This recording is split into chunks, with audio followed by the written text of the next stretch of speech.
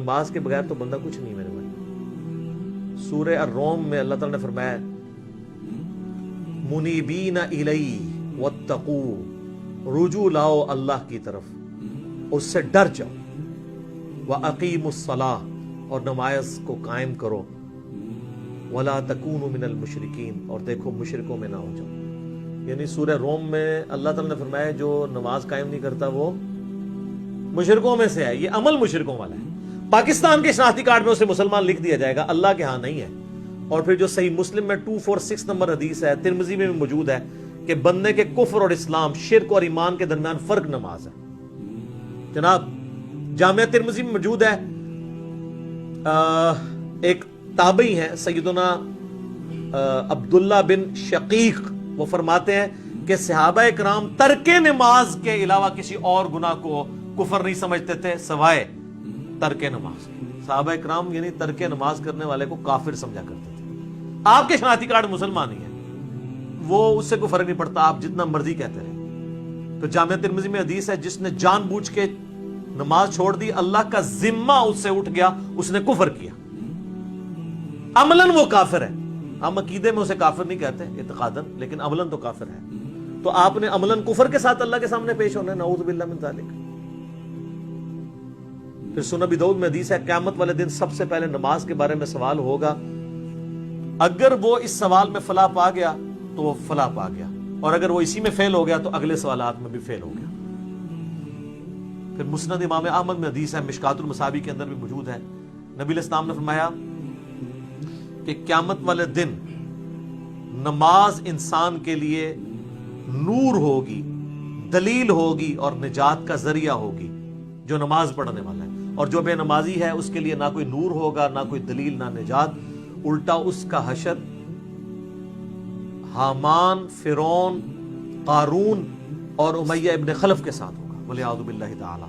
اللہم اجرنا من النار، اللہم من احییتہ منا فاحیہ علی الاسلام، ومن توفیتہ منا فتوفہ علی الایمان۔ سنن ابن ماجہ میں حدیث ہے، ابو درداء رضی اللہ تعالیٰ عنہ کہتے ہیں مجھے میرے خلیل محمد رسول اللہ نے یہ نصیحت کی تھی کہ اللہ کے ساتھ شرک نہ کرنا، خواہ تمہارے ٹکڑے ٹکڑے کر دیے جائیں یا تمہیں آگ میں زندہ جلا دیا جائے، شرک نہ کرنا۔ اور دوسری وصیت کیا کی؟ آپ صلی اللہ علیہ وآلہ وسلم نے فرمایا کہ جان بوجھ کر کبھی نماز نہ ترک کرنا ورنہ اللہ کا ذمہ تمہارے معاملے میں اٹھ جائے گا۔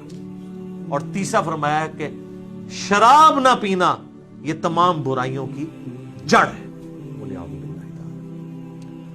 تو اب یہ کئی لوگ کلپ دیکھیں گے، چاہے وہ کورونا کے ڈر سے ہی دیکھ لیں، ان کے لیے میں آسانی کے طور پہ نماز کی ترغیب کے اعتبار سے بتا دوں کہ میرے بھائیوں دن رات میں صرف 17 رکعتیں آپ پڑھ لیں تو کتابوں کے خدا نے ہمیں جو بتایا ہے نا، آپ کی پرسش کوئی نہیں ہونی۔ صرف 17 رکعتیں، 2 فجر کی، 4 ظہر کی، 4 عصر کی، 3 مغرب کی، 4 عشاء کی۔ باقی سب نفلی باتیں آپ انہیں سنت مؤکدہ کہہ دیں، آپ انہیں وطر کہہ دیں، آپ نوافل کہہ دیں۔ جو اوبلیگیٹری نماز ہے نا، جس کی پرسش ہونی ہے، وہ 17 رکھتے ہیں، جس پہ سنی شیعہ کا اجماع ہے۔ اس کی سپورٹ میں حدیث بخاری مسلم دونوں میں حدیث ہے، ایک دیہاتی شخص نبی علیہ السلام کے پاس آیا تو اس نے کہا یا رسول اللہ مجھے کوئی عمل بتائے میں جنت میں چلا جاؤں۔ آپ نے فرمایا کہ اللہ تعالیٰ کے ساتھ کسی کو شریک نہ ٹھہراؤ، صرف اسی کی عبادت کرو، تم جنت میں داخل ہو جاؤ گے۔ 5 وقت کی فرض نماز کو قائم رکھو، فرض زکوٰۃ ادا کرو اور فرض روزے رکھو۔ حج اس وقت تک فرض نہیں ہوا تھا۔ یہ 4 باتیں آپ نے ارشاد فرمائی۔ شرک نہیں کرنا، شرک پہلی چیز ہے بھائی جی جس تو بچنا ہے۔ اس کے بعد نماز، فرض زکوٰۃ اور فرض روزے۔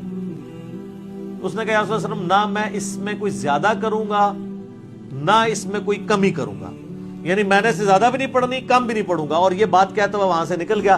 نبی علیہ السلام فرمایا کسی نے جنتی کو دیکھنا ہے، اس شخص کو دیکھ لیں۔ اچھا، اسی کو سپورٹیو ایک اور طریق ہے بخاری اور مسلم میں، وہی بخاری مسلم دونوں میں ہے، کہ ایک اس طرح نجد کا رہنے والا ایک پینڈو شخص جو پرانگدہ حالت تھی جس کی حضور کے پاس آیا، تو وہ اسی لیے آیا کہ اللہ کے نبی علیہ السلام کے اوپر ایمان لے کر آئے۔